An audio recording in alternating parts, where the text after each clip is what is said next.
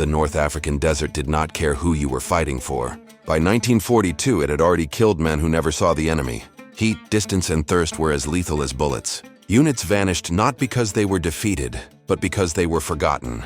Long-range patrols operated far from the main front. Small groups sent deep into empty territory. Their job was observation, navigation, and survival. Engagement was never the goal. Staying alive was. The desert erased scale. A patrol of 10 men could disappear as completely as an army. Tracks vanished within hours. Radio signals failed without warning. Landmarks shifted with the light. Every patrol carried water like it was ammunition, measured, counted, protected. There were no resupply points, no second chances. On one such patrol, an Allied unit moved through terrain no one expected the enemy to be using. They were already low on water.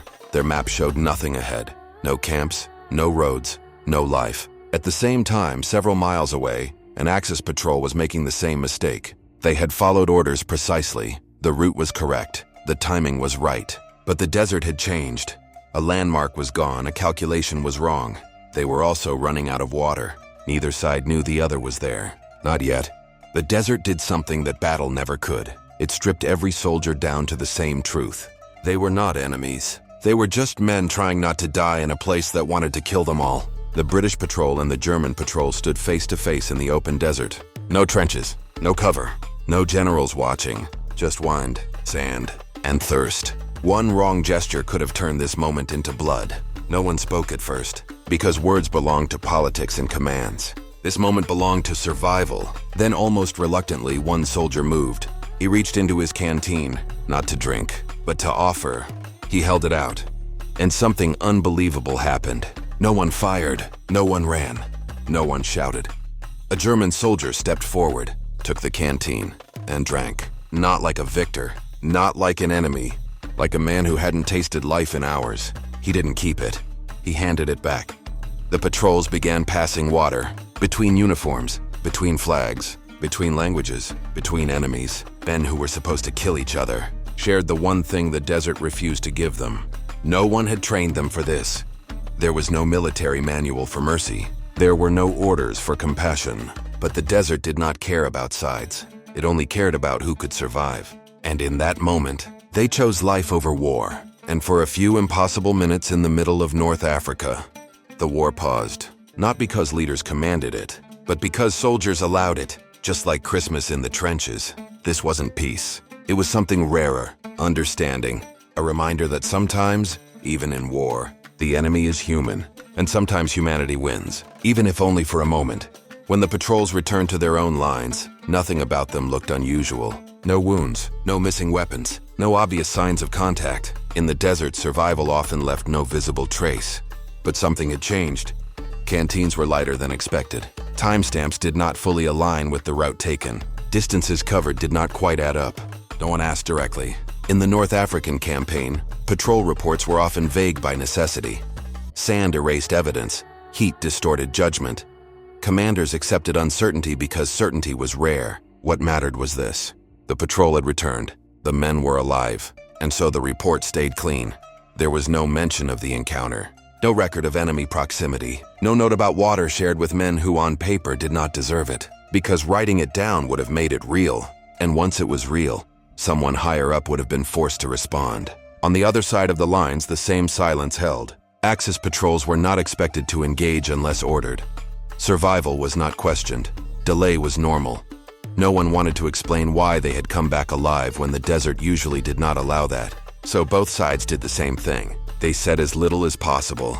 The desert had already decided what mattered. Orders were written for battles and movements. They were not written for moments like this. Moments where ideology dissolved under heat and thirst. Moments where the enemy stopped being abstract. Moments where survival made the decision before anyone else could. By the next day, the war resumed exactly as it had before. Engagements continued. Shells fell. Men died.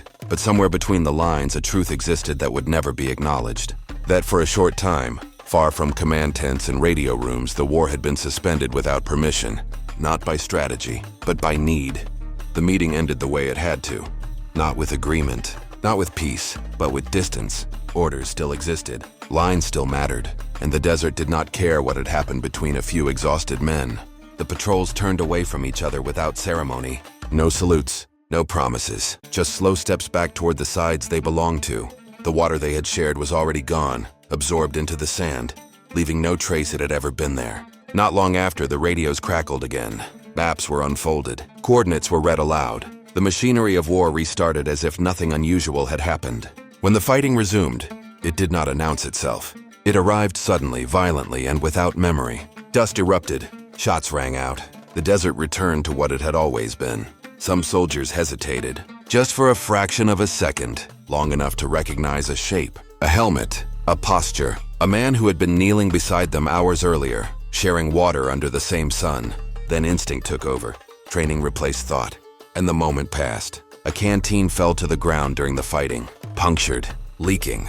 The water disappeared almost instantly into the sand, wasted and unrecoverable. Mercy once offered could not survive the return of orders. That night, the desert fell quiet again. Not the fragile silence from before, but the heavy silence that follows violence. Wounded men were pulled away. The stars returned overhead, unchanged and indifferent. Somewhere in the dark, a soldier held his canteen and stared into nothing. He would never speak about what happened that day, not because it was forbidden, but because it did not fit the story war allows itself to tell. By morning, the wind had erased every footprint. There was no sign two enemy patrols had ever stood together. No marker, no record, no evidence. But for those who were there, the memory remained. Proof that even in war, humanity does not disappear. It simply waits for permission, and sometimes even without it, it still finds a way through. The patrols did not speak of what happened afterward. There were no reports written about the water. No medals were given. No official record acknowledged it. By nightfall, the desert belonged to war again. Orders resumed. Shots were fired. Men were lost. And the conflict continued as if nothing had interrupted it. But for those who were there, something had already changed. They had seen the enemy up close, not through rifle sights, not as silhouettes in the heat haze, but as men with cracked lips, shaking hands, and the same fear of dying from thirst. That moment did not stop the war. It did not delay a battle or alter a campaign. History barely noticed it at all. Yet it mattered, because war depends on distance. Distance makes killing possible. Distance turns people into targets instead of humans. And for a brief moment in the desert, that distance collapsed. The men who shared water would later be ordered to fight again. Some would survive, some would not. But none of them forgot that the enemy had once lowered his weapon first. The desert erased their footprints within hours. The wind covered the meeting place by morning. No marker remains to show where it happened. Only the memory. And that memory carries a quiet truth history rarely pauses to admit. Even in war, humanity does not disappear. It waits. Sometimes for a single canteen,